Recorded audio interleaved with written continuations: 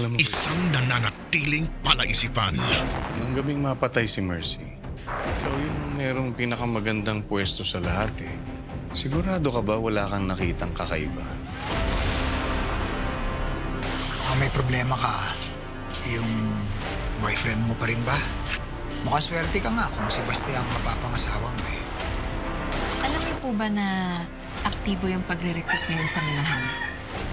Tapos nire-recruit nila yung mga menor de edad, mga matatanda. Papi, di ba bawal yun? Hindi sana kailangan humantong sa ganito eh.